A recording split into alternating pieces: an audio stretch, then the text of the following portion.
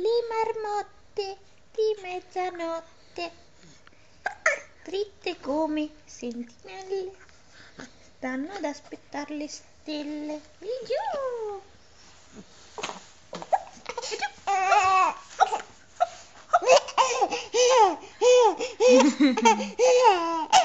Rifacciamo.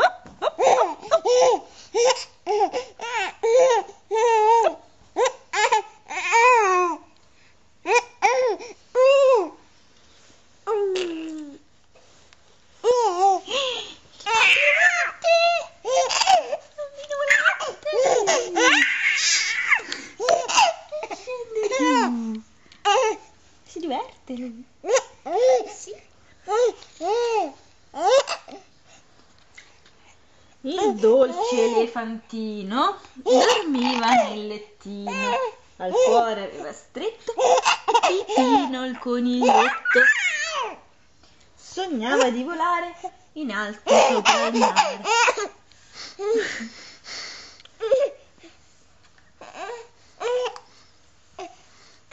Di nuotare. Salta Leprotto, salta veloce, grida agli uccelli del bosco a gran voce.